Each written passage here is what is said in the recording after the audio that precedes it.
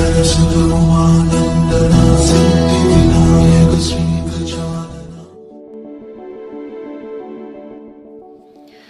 नमस्कार, जय हिंद, जय भारत। दोस्तों, स्वागत है आप सबका एक बार फिर से आपके अपने चैनल स्काई स्पीक्स पर। तो दोस्तों, आज हम बात करेंगे कि मिथुन लग्न राशि के जातकों के लिए आगामी जनवरी 2022 कैसा रहेगा। कैसा रहेगा आपका स्वास्थ्य, आपकी सेहत, आपकी धन स्थिति यानी आर्थिक स्थिति, नौकरी, कारोबार, आपकी संतान, और इसके अलावा इस महीने कौन से विशेष योग आपकी कुंडली के अनुसार यानी मिथुन लगन के अनुसार आकाशीय मंडल में बनेंगे, उन योगों के क्या फल होंगे और आपकी किस दशा अंतरदशा का आपको क्या फल प्राप्त होगा, यानी दशा अंतरदशा भी इसमें पूर्ण विवेचना के साथ आपको बताई जाएगी। तो आगे बढ़ने से पहले आपको बताना चाहूँगा, यदि आप मुझसे किसी भी प्रकार का निजी ज्योतिषीय परामर्श लेना चाहते हैं तो स्क्रीन पर मेरा व्हाट्सएप नंबर दिया हुआ है। आप इस नंबर पर मैसेज करिए हमें, आप इस नंबर पर व्हाट्सएप के ज़रिए हमें कंसल्टेशन या फिर परामर्श टाइप करके लिख भेजें। आगे की पूरी प्रक्रिया व जानकारी आपको भेज दी जाएगी। उसके पश्चात आप चाहें तो अपना अपॉइंटमेंट बुक करवा सकते हैं, शुल्क लागू रहेंगे। इसके अलावा हमारी वेबसाइट है www.skyspeaks.in। आप हमारी वेबसाइट के माध्यम से भी हमसे परामर्श ले सकते हैं, अपना अपॉइंटमेंट बुक करवा सकते हैं। इसके अलावा दोस्तों, एक चीज़ और बताने चाहूँगा। ज्योतिष का जो मूलभूत सिद्धांत है वो ये है कि सबसे पहले योग बनता है जो आपकी कुंडली में है। योग यानी आपके कुंडली में बनने वाले योग जो आपके पूर्व जन्म के संचित कर्मों का नतीजा है। फिर संयोग बनता है। संयोग यानी आपकी दशा अंतरदशा, यानी वर्तमान में आपको कौन सी दशा अंतरदशा चल रही है। फिर बनता है भोग, यानी वो योग और संयोग का आपको भोग कब होगा, और वो भोग बताता है ये गोचर फल। तो क्योंकि यहां केवल हम गोचर की बात कर रहे हैं, आपकी कुंडली में बनने वाले योग एवं संयोग का हमें कोई ज्ञान नहीं है, इसीलिए ये फलादेश हूबहू 100% लागू होगा ये कहना थोड़ा मुश्किल हो जाता है। तो ये केवल गोचर है जो कि ज्योतिष का एक अंतिम स्तंभ है। इससे पहले के 2 स्तंभ जो कि योग और संयोग हैं उसके बारे में हम चर्चा नहीं कर रहे हैं, तो इस बात का ध्यान रखिएगा। दूसरा, ये केवल और केवल लगन पर आधारित है, तो लगन से ही देखने का प्रयास कीजिएगा। यदि आपको अपनी लग्न राशि मालूम नहीं है तो आप चंद्र राशि से इसे देख सकते हैं, लेकिन फिर भी प्रथम दृष्टि इसे लगन से ही देखने का प्रयास कीजिए। तो मिथुन लगन की बात कर रहे हैं। जनवरी 2022 का महीना शुरुआत में ही काल सर्प दोष लगा हुआ है। जी हां, बिल्कुल। और ये काल सर्प दोष आपके 6ठे और 12वें स्थान में लगा हुआ है। 6ठा भाव नौकरी का है, 12वां स्थान खर्चों का है। तो जाहिर सी बात है 6 और 12 भाव जो हैं ये एक्टिव रहेंगे साल के शुरुआत से ही। वैसे तो ये काल सर्प 14 दिसंबर से ही लग चुका है, तो 14 दिसंबर क्योंकि अब गत वर्ष हो चुका है, बीत चुका है, तो हम जनवरी की बात कर रहे हैं, तो 1 जनवरी से और 24 अप्रैल तक ये काल सर्प दोष लगा रहेगा। अभी 6ठे और 12वें स्थान में है। 12 अप्रैल को राहु केतु की पोजीशन चेंज होगी, तो ये आपके 5वें और 11वें स्थान में लगेगा, लेकिन वो अवधि बहुत कम समय के लिए होगी, क्योंकि 12 अप्रैल को राहु और केतु पंचम भाव में परिवर्तित होंगे और काल सर्प 24 अप्रैल को खत्म हो जाएगा। तो क्योंकि अभी जनवरी की ही हम बात कर रहे हैं, केवल जनवरी माह की बात कर रहे हैं, तो 6ठे और 11वें भाव में जो यह काल सर्प योग बनेगा। सबसे पहले देखिए 6ठा भाव क्या है। 6ठा भाव है नौकरी का, रोग का, शत्रु का। मुख्य रूप से 6ठे भाव से इन 3 बातों का विचार किया जाता है: रोग, ऋण, शत्रु और नौकरी। तो छठे भाव से जिन जिन बातों का विचार किया जाता है, जाहिर सी बात है कि काल सर्प दोष की वजह से उन बातों में दिक्कत आएगी, यानी नौकरी में दिक्कत आ सकती है। नौकरी में दिक्कत कैसे आएगी? मंगल और केतु अग्निग्रह बैठे हैं, अपने सीनियर्स के साथ, अपने बॉस के साथ या अपने किसी सहकर्मी के साथ आपका वाद विवाद हो सकता है। उसके अलावा छठा भाव रोग का है, चोट का है, दुर्घटना का है, सर्जरीज का है। छठा और आठवां ये दोनों एक ही थैली के चट्टे बट्टे हैं, तो रोग, चोट, दुर्घटना, सर्जरी आदि भी दे सकते हैं। मंगल और केतु अग्निग्रह बैठे हैं, वाद विवाद उत्पन्न करवा सकते हैं। नौकरी नहीं जाएगी, नौकरी रहेगी आपकी, नौकरी में दिक्कतें आ सकती हैं लेकिन नौकरी बरकरार रहेगी क्योंकि मंगल अपनी स्वराशि में बैठे हैं। और ऋण का है, ऋण की सुविधा प्राप्त कराएंगे, कुछ बातों में अच्छे रहेंगे, कुछ बातों में थोड़ा सा दिक्कतें पैदा करेंगे। तो इस प्रकार से शुरुआत करते हैं। सबसे पहले हम ये अभी काल सर्प दोष की बात की है, इस पर हम वापस आएंगे। तो पहले हम शुरुआत करेंगे लगन के स्वामी बुध से ही कि बुध का कैसा फल रहेगा। देखिए, लग्नेश और चतुर्थेश बुध जो हैं आपके अष्टम भाव में बैठे हैं। लगन के स्वामी और चौथे भाव के स्वामी बुध का अष्टम भाव में जाना, और बुध पूरा ही महीना अष्टम भाव में रहेंगे। ऐसा नहीं है कि बुध पूरा महीना खराब फल देंगे, लेकिन हाँ दिक्कतें तो अवश्य पैदा करेंगे। लग्नेश का अष्टम में जाना सेहत व स्वास्थ्य की हानि करता है, मान प्रतिष्ठा पर भी अंकुश लगाता है या मान प्रतिष्ठा पर भी प्रश्न चिन्ह लगा देता है। कई दफा कार्यों में बार बार असफलता का सामना करना पड़ता है, कार्य बनते बनते बिगड़ जाते हैं। और चौथे भाव के स्वामी का अष्टम भाव में जाना ये आपके रूटीन के जो जमीन जायदाद संबंधी कार्य हैं उनमें दिक्कतें पैदा करता है। यदि आप जमीन जायदाद के कार्यों से जुड़े हैं या आपका रोजगार है, लेकिन पैतृक सुख संपदा की प्राप्ति भी करवा सकता है, इंश्योरेंस क्लेम आपको दिलवा सकता है, यानी मृत धन, रुकी हुई फंसी हुई पेमेंट आपको दिलवा सकता है। बुध जो है 1 जनवरी को उत्तराषाढ़ा यानी कि सूर्य के नक्षत्र में होंगे। अब देखिए, हम बुध की बात कर रहे हैं तो यहां पे दशा अंतरदशा भी बुध की समझिएगा, यानी ये बुध का जो फल है किनको प्राप्त होगा? जिनको बुध की वर्तमान में दशा अंतरदशा चल रही है। तो बुध 1 जनवरी को उत्तराषाढ़ा यानी सूर्य के नक्षत्र में होंगे। तृतीयेश सूर्य जो है सप्तम भाव में बैठे होंगे।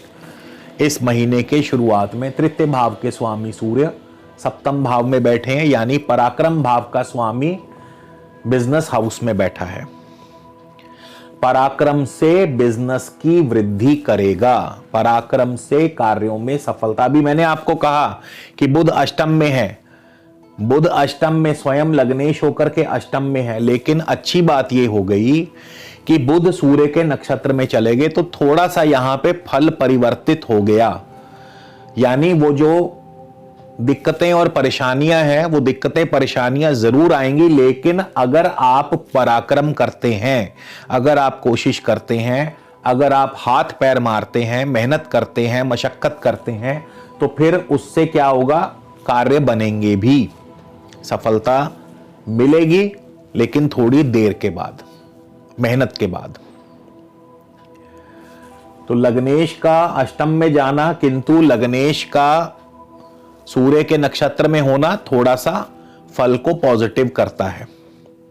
खास करके व्यापारिक कार्यों में मेहनत के बाद सफलता मिलेगी। इसके अलावा फिर बुध जो है 5 जनवरी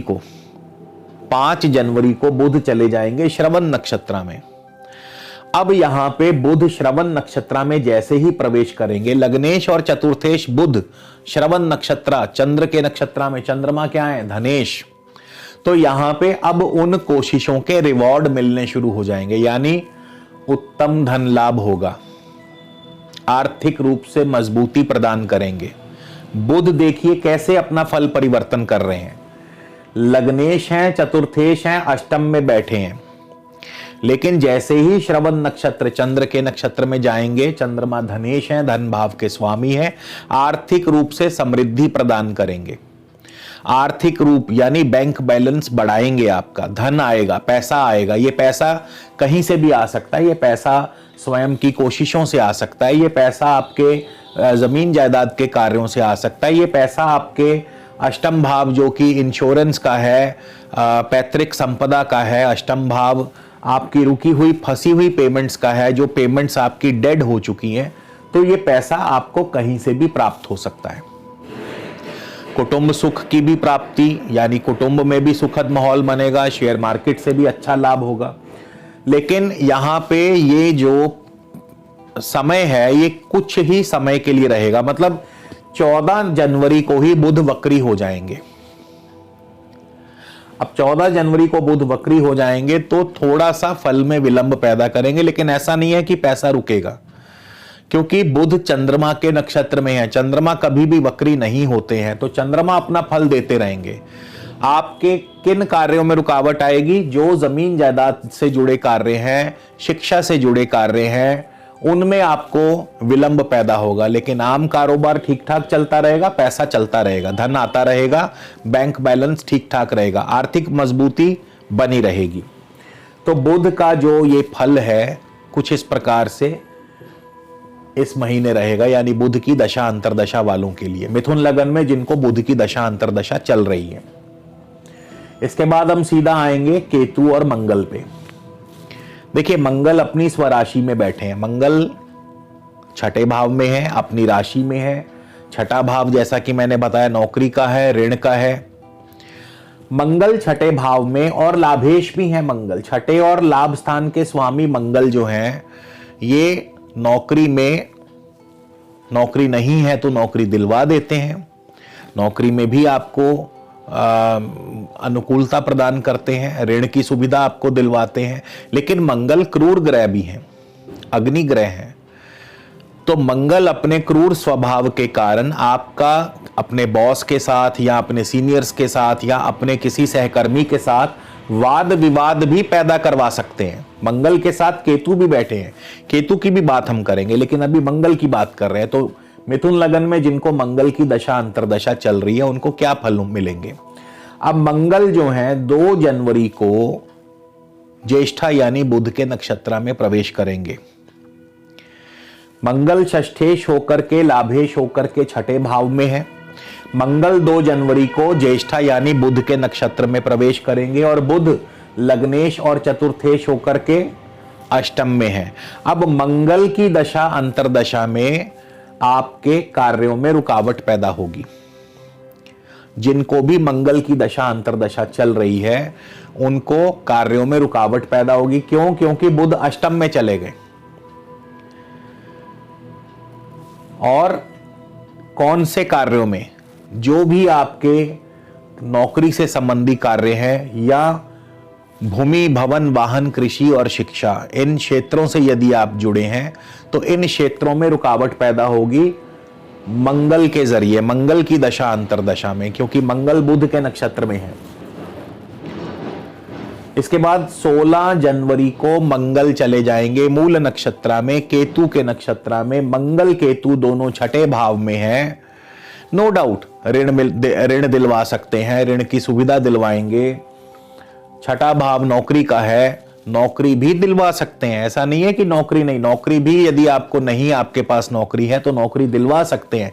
लेकिन ये दोनों ही क्रूर और अग्नि ग्रह हैं। और क्या करेंगे? छठा भाव नौकरी का है तो नौकरी में आपकी अनबन करवा सकते हैं, बॉस के साथ, सहकर्मी के साथ, अपने सीनियर्स के साथ। फिर मंगल केतु छठा भाव रोग का है, चोट का है, दुर्घटना का है, सर्जरी का है। मंगल केतु अग्नि ग्रह, क्रूर ग्रह, अग्नि से संबंधी, पित्त संबंधी रोग, जो पित्त से संबंधी रोग है उस तरह की प्रकृति के रोग आपको दे सकते हैं। जलन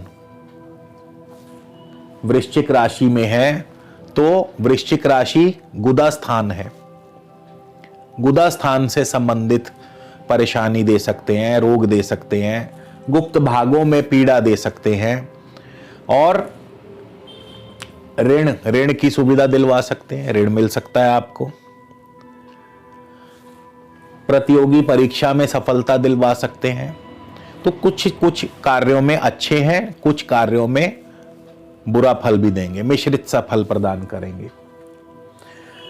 तो सेम दशा केतु की भी रहेगी। जिनको केतु की भी दशा अंतरदशा चल रही है इस समय वर्तमान में, केतु भी लगभग वैसा ही मंगल के समान ही फल देंगे, क्योंकि केतु स्वयं छठे भाव में और केतु मंगल की राशि में है। तो मंगल और केतु का फल जो है लगभग एक जैसा रहेगा, भिन्न नहीं होगा। शुक्र की बात कर लें, पंचमेश और द्वादशेश शुक्र वक्री हैं, पूरा महीना ही वक्र रहेंगे। पंचमेश और द्वादशेश शुक्र पूरा महीना वक्री रहेंगे। अब पंचमेश वक्री होता है तो क्या करता है? संतान उत्पत्ति में बाधा पैदा करता है। पंचमेश का वक्री होना, जब भी किसी भाव का स्वामी वक्री होता है तो उस भाव के फलों में कमी करता है, चाहे वो शुभ हो चाहे वो अशुभ हो, डिले पैदा करता है। तो संतान उत्पत्ति में बाधा, लव लाइफ में दिक्कतें, शेयर मार्केट में भी नुकसान की स्थिति पैदा कर सकता है। पंचम भाव शुक्र, इनका संबंध है आर्ट्स, कला, सिनेमा, एक्टिंग, साहित्य, ऐसी चीजों से इनका संबंध है। तो इन क्षेत्रों में भी अब आपको सफलता जो है वो आशा से कम प्राप्त होगी। तो शुक्र की जो संबंध है वो कला से है, साहित्य से है, आर्ट्स, कल्चर, ये सब शुक्र की प्रॉपर्टीज हैं। तो शुक्र से संबंधी और पंचम भाव भी इन्हीं सब चीजों का है, स्पोर्ट्स का, खेल कूद का, कला का, आर्ट्स का, सिनेमा, एक्टिंग, कल्चर, साहित्य। तो शुक्र वक्री है। वक्री ग्रह हमेशा ही अपने फलों को विपरीत कर देता, उल्टा। उल्टे का अर्थ ही सीधी सी बात है, कोई भी ग्रह उल्टा चलेगा तो उल्टा फल देगा, विपरीत फल देगा। और इस दौरान शुक्र जो हैं 1 जनवरी को उत्तराषाढ़ा नक्षत्र में होंगे। 1 जनवरी से 5 जनवरी तक उत्तराषाढ़ा नक्षत्र में रहेंगे। तो पहले 5 दिन जो हैं, पहले 5 दिन फिर भी थोड़ा सा शुक्र पॉजिटिव रहेंगे। क्यों? क्योंकि भले ही शुक्र स्वयं वक्री हैं, लेकिन शुक्र सूर्य के नक्षत्र में है और सूर्य भी कभी वक्री नहीं होते।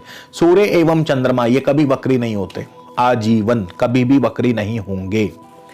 तो सूर्य उत्तराषाढ़ा नक्षत्र सूर्य का है, तृतीय भाव के स्वामी सप्तम भाव में बैठे हैं, यानी कोशिशों से कार्य सिद्ध होंगे, व्यापार में वृद्धि। और सप्तम भाव दाम्पत्य सुख का भी है, दाम्पत्य सुख भी ठीक ठाक रहेगा।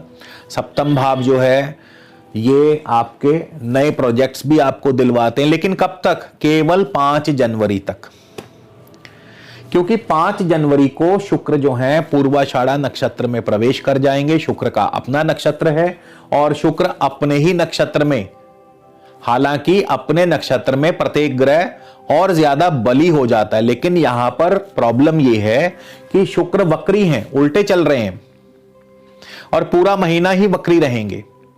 तो पंचमेश और द्वादशेश शुक्र वक्री हैं, सप्तम भाव में बैठे और वक्र ही रहेंगे। अब क्या कर सकते हैं? देखिए ध्यान दीजिए, पंचमेश का सप्तम भाव में जाना आपके प्रेम संबंधों में बाधा या अनबन करा सकता है, आपके वैवाहिक कार्यों में अड़चन पैदा हो सकती है। यानी कि यदि इस दौरान जनवरी के महीने में, और वैसे भी ये जो नवंबर, दिसंबर, जनवरी, फरवरी, मार्च तक विवाह शादियों का सीजन होता है, तो ये जो जनवरी का महीना है, यदि आपका रिश्ता तय हुआ है तो रिश्ता टूट सकता है, यदि आपका विवाह तय हुआ है तो विवाह टूट सकता है। खास करके जिनको इस समय शुक्र की ही महादशा, अंतरदशा या प्रत्यंतर दशा चल रही है उनके लिए, क्योंकि पंचमेश होकर सप्तम भाव में बकरी होकर के बैठ गए हैं, वैवाहिक कार्यों में बाधा पैदा करेंगे, व्यापार में बाधा पैदा करेंगे, पार्टनर के साथ अनबन कराएंगे। जीवन साथी, यदि विवाह हो चुका है तो जीवन साथी के साथ आपकी अनबन करवा सकते हैं। वक्री ग्रह यही प्रभाव देगा और अलगाव की स्थिति पैदा करते हैं। सूर्य की बात कर लें, सूर्य कैसा फल देंगे? सूर्य की दशा अंतरदशा आपको क्या फल दे सकती है? देखिए सूर्य जो है 1 जनवरी को सूर्य भी पूर्वाषाढ़ा यानी शुक्र के ही नक्षत्र में होंगे। अब सूर्य स्वयं कभी वक्री नहीं होते हैं, ये बात तो ठीक है, लेकिन सूर्य पूर्वाषाढ़ा शुक्र के नक्षत्र में है, शुक्र खुद वक्री है, यानी नक्षत्रेश, यहां पे सूर्य का नक्षत्रेश वक्री हो गया है, नक्षत्र स्वामी वक्री हो गया, तो सूर्य भी सीधा फल तो नहीं देंगे। तो सूर्य की दशा अंतरदशा क्या करेगी? वही सब फल देगी जो अभी अभी मैंने आपको शुक्र के संदर्भ में बताए हैं, यानी आपकी लव लाइफ में दिक्कतें, शेयर मार्केट में नुकसान करा सकती है, संतान उत्पत्ति में बाधा, दांपत्य सुख में कमी करती है, व्यापार कम करती है, नए ऑर्डर्स, नए प्रोजेक्ट्स के मिलने में बाधा पैदा करती है। तो ये सब फल किसकी दशा में? सूर्य की दशा में, और तब तक जब तक सूर्य पूर्वाषाढ़ा नक्षत्र में रहेंगे। लेकिन 11 जनवरी को, डेट नोट कर लीजिए, 11 जनवरी को सूर्य आ जाएंगे अपने स्व नक्षत्र में, सूर्य अपने ही नक्षत्र में आ जाएंगे। अब सूर्य तृतीयेश होकर के सप्तम भाव में बैठे हैं तो कारोबार की वृद्धि करेंगे, जाहिर सी बात है कोशिशों से आपके कार्यों में सफलता दिलाएंगे, पराक्रम की वृद्धि करेंगे, मित्र भाई बांधवों का सुख सहयोग मिलेगा। लेकिन सूर्य सप्तम भाव में दांपत्य सुख के लिए कतई शुभ नहीं माने गए हैं। सप्तम भाव में सूर्य की युति, वो भी शुक्र के साथ, कभी भी दांपत्य सुख के लिए बढ़िया नहीं मानी गई है। और वैसे भी सूर्य और शुक्र का 1 जनवरी से 14 जनवरी तक युति योग बना रहेगा। तो ऐसे में क्या करते हैं, सूर्य और शुक्र का युति योग जो है ना तो दांपत्य सुख के लिए अच्छा है, बल्कि जीवन साथी की सेहत व स्वास्थ्य पर भी इसका बुरा असर पड़ता है। लेकिन सूर्य 24 जनवरी को श्रवण नक्षत्र में चले जाएंगे। हालांकि सूर्य उस समय अष्टम भाव में जा चुके होंगे, ये भी एक बात है। 14 जनवरी को सूर्य अष्टम भाव में प्रवेश कर जाएंगे। कहने को तो अष्टम भाव में सूर्य अच्छा फल नहीं देते, तृतीयेश का अष्टम भाव में जाना किसी निकट भाई बंधु के लिए कष्टकारी हो सकता है। लेकिन अच्छी बात यह है कि 24 जनवरी को सूर्य जो हैं श्रवण नक्षत्र में होंगे, चंद्रमा का नक्षत्र, चंद्रमा धनेश है, आपकी आर्थिक स्थिति को मजबूत करेंगे। किनको? मिथुन लगन वालों को, जिनको सूर्य की दशा अंतरदशा चल रही है, उनके लिए 24 जनवरी से आर्थिक स्थिति मजबूत होगी, यानी उत्तम धन लाभ के अवसर प्राप्त होंगे। तो सूर्य कुछ इस प्रकार का फल देंगे। शनि की बात कर लें, शनि अष्टम भाव में है, अष्टमेश है। अब देखिए, अष्टमेश का अष्टम भाव में होना आयुष्य की वृद्धि करता है, आयु को बढ़ाता है। और अच्छी बात यह है कि शनि जो है श्रवण नक्षत्र, चंद्रमा के नक्षत्र से हैं, बैंक बैलेंस भी बढ़ाएगा, नो डाउट। लेकिन यहां पे शनि चंद्र के नक्षत्र में है और चंद्रमा शनि परस्पर शत्रु हैं, मानसिक प्रताड़ित भी करेगा। चंद्रमा मन है, शनि अंधेरा है, मन में अंधेरा छाएगा, मानसिक रूप से कमजोर करते हैं शनि। जब भी शनि चंद्रमा के ऊपर से, देखिए जब शनि चंद्रमा के ऊपर से गुजरते हैं तो हम क्या कहते हैं? शनि की ढैया। अब मिथुन लगन वालों को शनि की ढैया चल रही है, लेकिन इस समय डबल कांड ये हो गया कि शनि की ढैया तो चल रही है, शनि इस समय श्रवण नक्षत्र, चंद्रमा के ही नक्षत्र से चल रहे हैं। धन लाभ कराएंगे, नो डाउट, पैसा आएगा, लेकिन वो पैसा दर्द लेकर के आएगा, क्योंकि अष्टम भाव है, दुख लेकर के आएगा, मानसिक प्रताड़ित करेगा या मन में अंधेरा छाएगा। शनि का कार्य ही यही है, शनि दुख और पीड़ा ही देते हैं। तो शनि की दशा अंतरदशा ये किनके लिए? जिनको शनि की दशा अंतरदशा चल रही है। बृहस्पति की बात कर लें, बृहस्पति आपके नवम भाव में है, भाग्य स्थान में है, नो डाउट। बृहस्पति सप्तमेश है, बृहस्पति दशमेश है, भाग्य स्थान में बैठे हैं। दशमेश का भाग्य स्थान में जाना भाग्य की वृद्धि करता है, इसमें कोई संशय नहीं है। वैदिक का नियम है, जब भी दशमेश भाग्य भाव में जाएगा भाग्य की वृद्धि करेगा, ये वैदिक का नियम है। लेकिन यहां पे ये नहीं भूलना चाहिए कि वो बैठा किसके नक्षत्र में है? शतभिषा, बृहस्पति शतभिषा नक्षत्र में है, जो कि राहु का नक्षत्र है। तो बृहस्पति अभी चाह करके भी आपको बढ़िया फल नहीं दे पाएंगे, क्योंकि राहु 12वें भाव में चल रहे हैं। 12वें भाव में राहु, हाँ, अब ये एक चीज बहुत यहां पे ध्यान देने वाली है कि नवम भाव में बृहस्पति, 12वें भाव में राहु, विदेशी व्यापार तो खूब फलेगा फूलेगा। अच्छा रहेगा, विदेशी व्यापार बढ़ेगा, फलेगा, फूलेगा, लाभ भी होगा, लेकिन यहां पे अनावश्यक रूप से खर्च बढ़ेंगे, अनावश्यक रूप से निवेश बढ़ेगा और अनावश्यक रूप से स्वास्थ्य की हानि होगी, जिस पर यानी अपने ऊपर स्वास्थ्य पर खर्च होगा। 12वां स्थान राहु 12वें स्थान में स्वास्थ्य हानि करते हैं। तो बृहस्पति की दशा अंतरदशा मिला जुला फल देगी। जिनका इंपोर्ट एक्सपोर्ट का कारोबार है उनके लिए तो बढ़िया, राजनीति में बढ़िया। अगर आप राजनीति से जुड़े, नवम भाव राजनीति का है, बृहस्पति राजनीति के कारक हैं। ये बात मैंने पिछले एक वीडियो में कही थी, मुझे अच्छे से याद है। एक व्यक्ति का कमेंट आया था, बृहस्पति राजनीति के कारक है, हा हा हा, हंसे थे वो मुझ पर। अरे भाई, बृहस्पति गॉड फादर है, बिना गॉड फादर के आप राजनीति में आगे बढ़ ही नहीं सकते। तो बृहस्पति की छत्र छाया बहुत जरूरी है। देवगुरु बृहस्पति, गॉड फादर, और नवम भाव तो है ही राजनीति का। नवम और दशम ये दोनों राजनीति के भाव हैं, तो बिना गॉड फादर आप आगे नहीं बढ़ सकते। तो प्लीज अपनी नॉलेज को और बढ़ाइए किसी पर हंसने से पहले।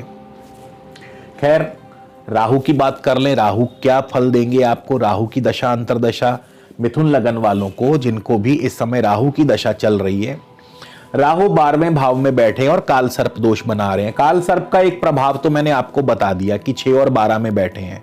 6 और 12 में नौकरी में दिक्कतें, दाम्पत्य सुख में दिक्कतें पैदा करते हैं, स्वास्थ्य की हानि करते हैं, और इसके अलावा राहु बंधन योग भी बनाते हैं। लेकिन बंधन योग से किनको डरना चाहिए? बंधन योग से वही लोग डरेंगे जो अनैतिक कार्य करते हैं, जो कानून के विरुद्ध कार्य करते हैं, उनको डरना चाहिए। हाँ, उनके लिए बंधन योग अवश्य बना हुआ है।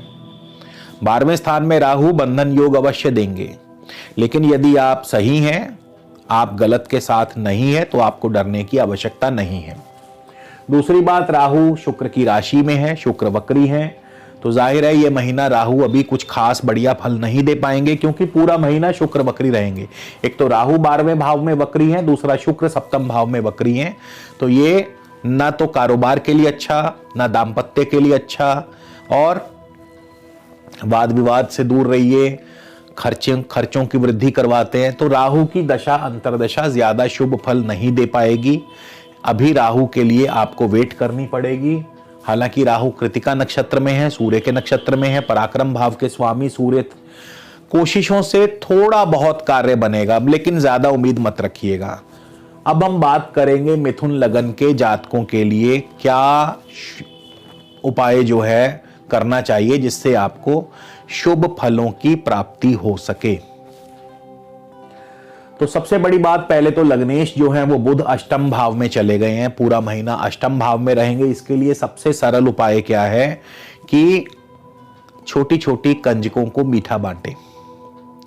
जो भी 9 वर्ष से कम आयु की कन्याएं हैं, उनके पैर छू करके उनका आशीर्वाद लीजिए और मीठा बांटिए। और यदि ऐसा संभव नहीं है तो फिर मां दुर्गा के चरणों में जाकर के अपनी यथाशक्ति उनको भोग लगाएं, मीठे का भोग लगाएं, या जो भी आपकी सामर्थ्य है अपनी सामर्थ्य अनुसार मां दुर्गा की पूजा अर्चना करें, भोग लगाएं। तो निसंदेह बुध का शुभ फल आपको प्राप्त होगा और ये महीना आपका बढ़िया से निकल जाएगा। तो इसी के साथ आपसे विदा लेता हूं, अगले वीडियो में फिर मिलेंगे। तब तक के लिए नमस्कार, जय हिंद, जय भारत।